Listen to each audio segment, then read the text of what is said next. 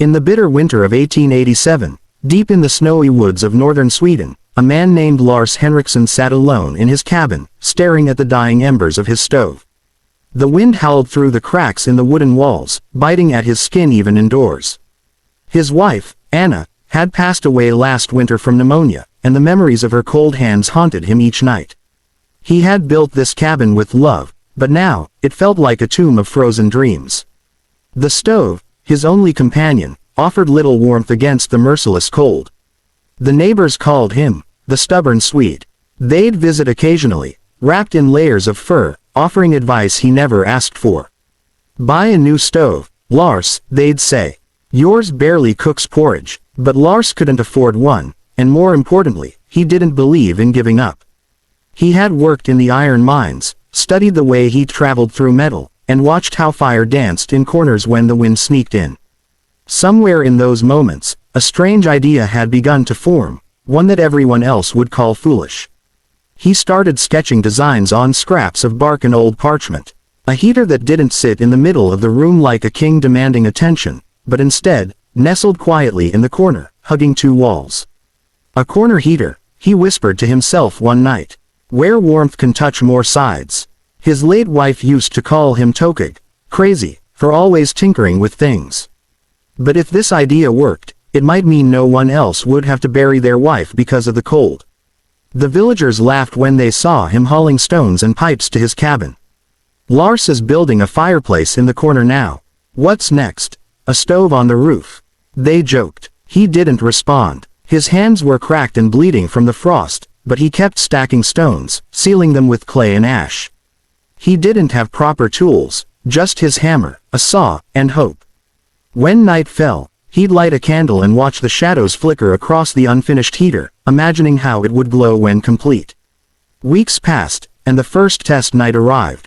He loaded wood into the small chamber he'd built into the corner, angled so the smoke would rise diagonally through both walls. The flame caught slowly, uncertain. Lars wrapped himself in his wool blanket and waited. Minutes turned to hours. The air still bit his skin.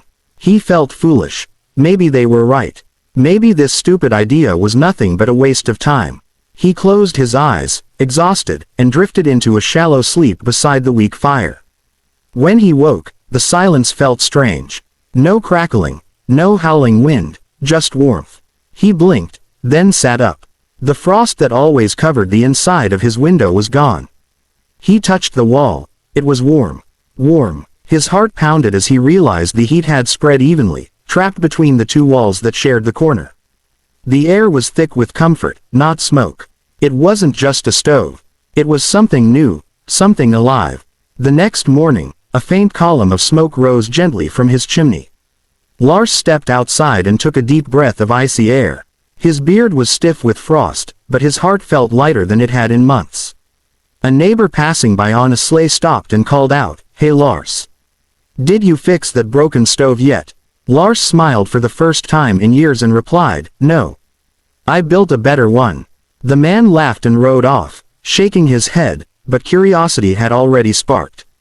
Within days, the villagers began to notice something strange. While their own chimneys puffed dark smoke, Lars's smoke was thin and pale. His windows didn't freeze over anymore. Word spread fast. The stubborn Swede had done something odd again. A few came to see for themselves. When they stepped into his cabin, they gasped. It was warm, not the choking, dry heat of a big stove, but gentle warmth that filled every corner. "How?" one woman asked. Lars only smiled. "Maybe because I put it in the corner." Skeptics arrived next. Old men with years of experience in metalwork and heating.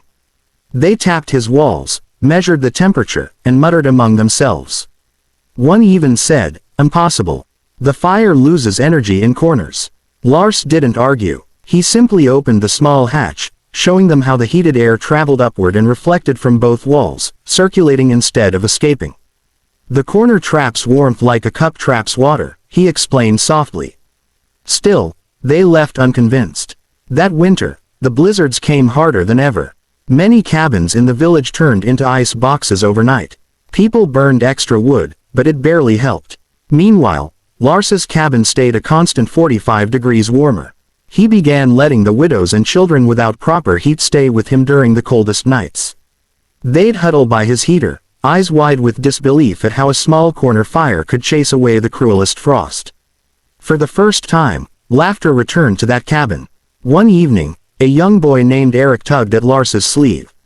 "Mr. Lars, why does your fire not get tired?" he asked. Lars chuckled and lifted the boy's hand toward the corner. "Because I let it rest against two walls," he said, "so it doesn't have to fight the cold alone." Eric nodded solemnly, though he barely understood. To him, the old man's corner fire was magic, a miracle that made the winter less cruel. As spring neared, the snow began to melt, and visitors from neighboring villages arrived to see the warmest cabin in the north. Lars grew tired of the attention, but he was proud. He began to draw proper blueprints, carefully marking angles, air channels, and stone thickness. He wasn't a scientist, just a widower who refused to freeze again. But soon, people would call him something else, the man who tamed the cold. Still, not everyone celebrated his invention. The town blacksmith, a proud man named Olav, grew jealous. "You think you're smarter than the rest of us," he sneered. "That corner trick is a fluke. When next winter comes, your little heater will crack." But Lars didn't respond. He'd heard worse. He knew what he had built, and he knew who he built it for. Every time he lit the heater, he whispered, "For you, Anna," as if his wife could feel the warmth too. But one night, as the sky turned white with another storm, a sudden bang shook his cabin. The heater hissed, smoke filling the room. Lars coughed, eyes burning. His heart raced. Had Olav been right? Had the heater failed after all? He grabbed a bucket of snow to smother the flames, and that's when he saw something shocking in the flickering light. The pipe wasn't broken. Someone had sabotaged it. Lars froze as realization hit him. The vent pipe had been jammed with rags soaked in tar. Someone had tried to make his invention fail, maybe even kill him. He stumbled back coughing, half blinded by smoke, and threw open the cabin door. The freezing wind rushed in, clearing the air. He dragged the pipe loose with trembling hands, burning his palms, and watched as the fire calmed down again. Outside, the snowstorm screamed like an angry spirit, but inside, his resolve burned hotter than ever. Someone wanted him silenced. The next morning, black soot stained his face, and exhaustion weighed on his body. Yet, when the neighbors came running after seeing the smoke, he simply said, "A small mistake in the pipe, nothing more." He refused to accuse anyone. He knew Olav's envy was behind it, but Lars believed that no invention deserved hate. Still, rumors spread. The corner stove nearly killed him, and soon, no one came by. The same villagers who once sought his warmth now avoided his cabin like a cursed place. Days turned into weeks. Lars spent them repairing, improving, testing. He changed the angle of the chimney, lined the inner walls with polished stones, and adjusted airflow to make it safer. He refused to quit. If it failed once, he muttered, then I'll make it strong enough to never fail again. Nights were lonely, but he felt Anna's presence in the glow of the corner fire. It was as if she sat beside him again, whispering, "Don't let them take your light, Lars." By midsummer, the villagers had forgotten about him. They were too busy celebrating harvests and gossiping about new farm tools. Then one day, a messenger from the nearby town of Östersund arrived. He carried a letter stamped with a royal seal. Lars's hands shook as he opened it. Inside, the Swedish Trade Council invited him to demonstrate his innovative heating structure. Someone had reported it as a potential energy-saving design. He laughed out loud. "They think it's new. I just wanted a warm corner." Traveling to town was not easy. His horse was old, and his clothes were worn thin, but pride carried him farther than strength. When he reached the trade hall, the officials and engineers stared at his rough drawings. They smirked at first. One man said, "A corner stove. Ridiculous. Heat disperses in the center, not the edges." But Lars asked for just one chance, a demonstration in a test room. They agreed, perhaps hoping to prove him wrong. They gave him a cold stone room and a pile of bricks. Working from dawn till dusk, Lars built his little heater again, every joint sealed, every vent measured. When he finally lit the flame, the officials gathered with notebooks and thermometers. Minutes passed. Then, slowly, the temperature rose. 10 degrees. 20. 30. The engineers leaned forward in disbelief. Heat radiated evenly, filling every corner. After 2 hours, the reading showed 45 degrees higher than the same test with a central stove. The room erupted in murmurs. The chief engineer, an older man with sharp eyes, approached Lars. "How did you know this would work?" he asked quietly. Lars smiled tiredly. "I didn't know. I just didn't want to freeze anymore."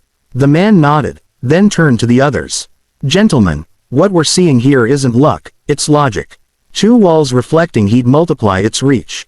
This man may have changed how we survive the North." Applause filled the hall, echoing against the stone like thunder. Lars became something he never expected, a local hero. His corner heater design was published in journals, and craftsmen began building their own across northern Sweden. Letters poured in from families thanking him for the warmth.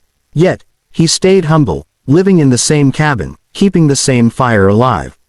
When a merchant offered him gold to patent the design, he refused. "It's not mine," he said. "It belongs to everyone who's ever been cold." One crisp winter evening, a knock echoed on his door. When he opened it, Olav, the blacksmith who once mocked and possibly sabotaged him, stood there, head bowed. "My stove broke," Olav admitted. "My wife and child are freezing." For a moment, silence hung heavy. Then Lars stepped aside and said softly, "Bring them in." Olav hesitated, tears glinting in his eyes, before nodding. The same fire that had nearly been snuffed out now welcomed even its enemy. As Olav's family warmed themselves by the gentle glow, the little girl whispered, "It's like the fire hugs you." Lars smiled. That night, he saw something melt. Not just the snow outside, but the walls between hearts hardened by pride.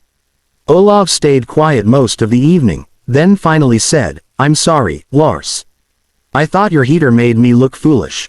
Lars placed a hand on his shoulder. "It only made us both warmer." They laughed, and the sound filled the cabin like sunlight. The following year, a small plaque was placed in front of Lars's cabin by the local community. It read, "Here, one man's stupid idea gave warmth to thousands." Travelers from far and wide came to see it. Some left flowers, others sketches of their own heaters inspired by his. But Lars didn't seek fame. He sat by the corner fire each night, watching the flames dance, thinking how Anna would have loved to see this day. In his later years, children from the village would visit him during winter evenings. He'd tell them stories about the first night the heater worked, and they'd listen wide-eyed, holding cups of warm milk. "The trick," he'd say, tapping the stone gently, "is not just to build heat, but to build it where it can stay." Those words became part of local wisdom, passed down like an old secret. When Lars finally passed away one quiet February night, the villagers gathered in his cabin for the last time. The corner heater still burned softly, as if refusing to let him go cold. Snow fell outside, but inside, there was warmth, laughter, and tears. They said it felt as though the old man's spirit had become part of the fire itself, eternal, gentle, and kind. Years later, engineers would credit Lars Henriksson's design as an early inspiration for modern radiant heating systems. But in the small Swedish village where it all began, people remembered something simpler, a lonely widower who turned grief into warmth. His stupid corner heater didn't just change homes, it changed hearts. And every winter, when families gathered by their fires, they'd whisper, "Tack, Lars, thank you, Lars, for teaching the world that even the smallest idea can warm the coldest nights."